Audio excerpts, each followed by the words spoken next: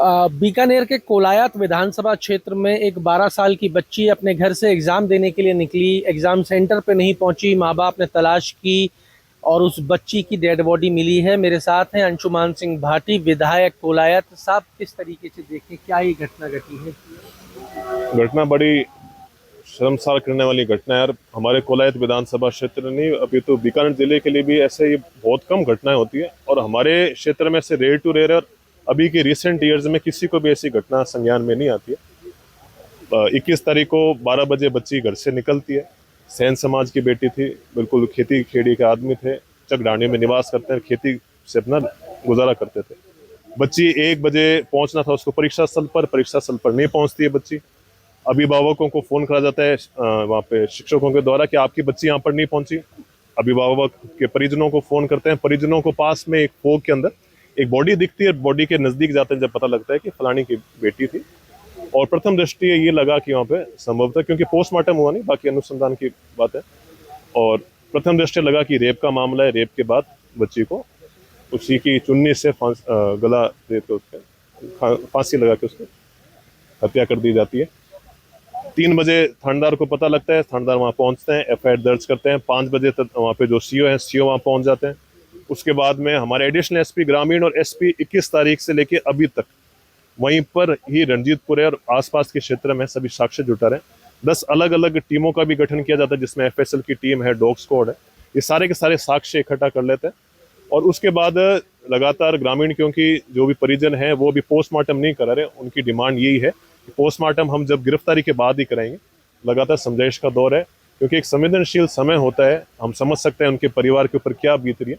हम बिल्कुल संवेदनशील सरकार है। मैंने कल हमारे जवाहर सिंह जी बेडम साहब से बात करी, पहले अधिकारियों से तो बात चली रही थी, उन्होंने भी आश्वस्त करा, आज उन्होंने रिप्लाई भी दिया। तो निश्चित तौर पर अनुसंधान चल रहा है और इन्वेस्टिगेशन के बाद में जो भी दोषी है, हम तो चाहते हैं कि आगे इस प्रकार की घटना जो हमारे क्षेत्र में 70-80 सालों में नहीं हो, आगे भी इस प्रकार की घटना नहीं हो। सिर्फ गिरफ्तारी तक हम नहीं रुकेंगे, साक्ष्य ऐसे जुटाएंगे। ऐसे हीनियस क्राइम करने वाले व्यक्ति को फांसी से नीचे कोई सजा नहीं होनी चाहिए और ऐसे व्यक्तियों का हमारे समाज के अंदर किसी भी तरह का कोई स्थान नहीं है। ऐसा हम एग्जाम्पल सेट करेंगे कि आगे आने वाले भविष्य के अंदर ऐसी घटना की पुनरावृत्ति हमारे क्षेत्र में और बीकानेर जिले में बिल्कुल भी ना हो। देखिए, एक तरफ तो मुख्यमंत्री जीरो टॉलरेंस की बात कर रहे हैं, आपका विपक्ष कह रहा है कि ये एक फेलियर है। मेरा सवाल आपसे ये है भाटी साहब कि ये एक प्रशासनिक फेलियर है या ये एक मानसिक विकृत मानसिकता जो है उसका ये? इससे ज्यादा विकृत मानसिकता क्या होगी? आज बहन बेटी सबकी होती है। अगर मेरे परिवार में होती, आज मैं वहाँ का विधायक हूँ, जनप्रतिनिधि, तो मेरी छोटी बहन के समान थी।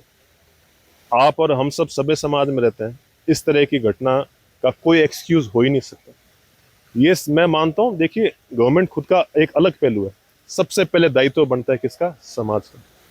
ये कहीं ना कहीं अपन कह सकते हैं एक समाज खुद के जो एक स्थापित समाज था अपना, वो धीरे धीरे कहीं ना कहीं ये अंग्रेजी कल्चर के अंदर ये अलग अलग संस्कारों का खत्म होने से हम कहीं ना कहीं गलत दिशा में भटक चुके हैं। समाज को जागृत होना पड़ेगा। जब ये लॉ एंड ऑर्डर, ये नियम कायदे कानून नहीं हुआ करते थे, जब भी हमारे क्षेत्र में कहा जाता लोग कवारे होते थे पर ऐसी एक घटना कर दे कि मजाल पड़ी है, परंतु आज देख लीजिए कितने सशक्त कानून बना दिए, सब तरह के हो गए।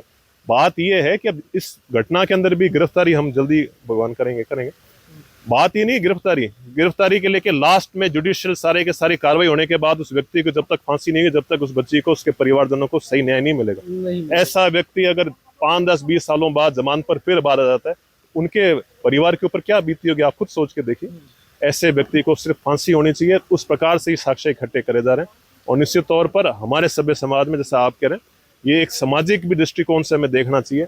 100-150 साल पहले आप पश्चिम राजस्थान के एक भी रिकॉर्ड निकाल लीजिए, आपको इस प्रकार की घटना, लोग भले ही युद्ध में काम आ जाते होंगे, बड़े बड़े युद्ध में उन्होंने खुद के शीश कटाए होंगे और भी अनेकों विवाद हुए होंगे, पर इस तरह के बहन बेटी की इज्जत पर हाथ डालना हमारे पश्चिम राजस्थान के इतिहास में कभी हुआ नहीं और ना ही भगवान करे ऐसा हमें कोई दिन आगे देखने को। साहब, आप कह रहे हो कि मानसिकता जो है वो विकृत है, ये मैं भी मान रहा हूँ, आप भी मान रहे हो। दूसरा विषय आपने कहा कि ये जो अंग्रेजी कल्चर के चक्कर में, आपको नहीं लगता कि पश्चिमी राजस्थान की अपन बात कर रहे हैं और पश्चिमी राजस्थान में जिस तरीके से एमडी ड्रग बनाने की फैक्ट्री तक पकड़ी जाती है, तो ये युवाओं को किस दिशा में ले जाने का प्रयास किया? मैंने अभी अंदर भी जो मैंने अपनी स्टेटमेंट दिया उसमें ये बात रखी है, ये एक हमारे लिए आईना है हमारे समाज का और हमारे सिस्टम का एक आईना है, एक रियलिटी चेक है कि हमारे क्षेत्र में हो क्या रहा है।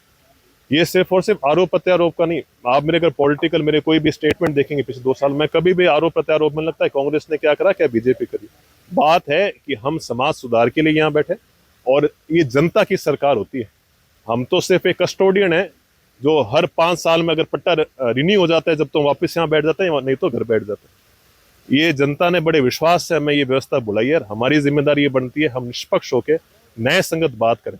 बिल्कुल ये जितने भी एमडी हो, चाहे ये हमारे पश्चिम राजस्थान को मार रहे हैं। आपको क्या लगता है ये अचानक इतने 5-10 सालों में ये कहां से बढ़ा? ये सिर्फ और सिर्फ हिंदुस्तान के अंदर बैठी हुई ताकतें नहीं, हिंदुस्तान से बाहर बैठी हुई ताकतें। आप लगातार देखते हैं अनूपगढ़ खाजूवाला साइड से ड्रोन के माध्यम से ये एमडी ड्रग्स की तस्करी होती है। ये कोई देश को सशक्त करने के लिए थोड़ा है। और भाटी साहब, अगर तस्करी हो रही है और सीमा पार से कुछ आ रहा है, सीमा के हर चप्पे पर नजर नहीं रखी जा सकती है, मैं मानता हूं, पर हमारे यहाँ भी तो कोई उसका खरीदार है, जभी तो वो भेजने की हिम्मत कर रहा है। चेन निश्चित तौर पर टूटनी चाहिए। हमने लगातार एमडी के ऊपर हमारे क्षेत्र के अंदर भी कई कार्रवाई करी।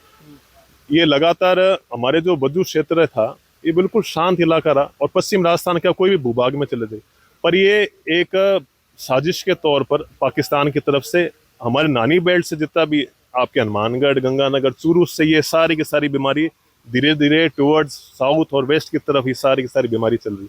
तो निश्चित तौर पर पुलिस प्रशासन की जवाबदेही है। बिल्कुल निश्चित तौर पर जो पिछले समय के अंदर जितना भी नशा हुआ उससे काफ़ी हमने कम करने में कामयाब भी रहे।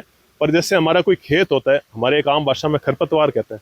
खरपतवार अगर एक बार आपके खेत में फैल जाती है ना, तो आपको सालों साल लग जाते हैं उस खरपतवार को मिटाने के लिए। आप महंगे से महंगे आप वहाँ पे साजो सामान का, कीटनाशक का, पेस्टिसाइड का, वीडीसाइड का प्रयोग कर लीजिए, पर खरपतवार खुद के हिसाब से जाएगी। ये जो समाज को खोखले करने वाली खरपतवार ये नशा है, निश्चित तौर पर हमारे क्षेत्र में काफ़ी हद तक कंट्रोल कर पाए हैं। और तो और हम आगे ऐसा चाहते हैं जैसे 10-20 साल पहले की व्यवस्था थी कि बिल्कुल जीरो सिंथेटिक ड्रग्स का जो हमारा क्षेत्र है, उस प्रकार से हमारा क्षेत्र वापस हम पुनः स्थापित करें। देखिए, अगर समाज को बेहतर बनाना है तो ये सारी जिम्मेवारी सरकार के कंधों पर नहीं डाली जा सकती है। समाज को खुद आगे आना होगा। वो 12 साल की बच्ची आपकी मेरी नहीं है। विधायक अंशुमन भाटी ने बड़ी बात कही है कि वो मेरी ही बच्ची है, और वो बेटी जो है आज जिस स्थिति के अंदर उस बेटी को पहुंचाया गया है, ये समाज की विकृत मानसिकता वाले लोगों की वजह से है। इसको सुधारना होगा तो समाज को अपने अंदर बदलाव लाने होंगे और उसको सजा ऐसी मिलनी चाहिए अपराधी को कि कोई कल्पना ना कर सके पूरे प्रदेश में इस तरीके का कोई कृत्य दोबारा हो। जुड़े रहिए हमारे साथ। अमर उजाला के लिए जयपुर से मैं आशीष। आपके राज्य की खबरें, आपके शहर की खबरें सबसे पहले जानने के लिए देखते रहें अमर उजाला। चैनल को सब्सक्राइब जरूर कर लें और पाएं हर अपडेट।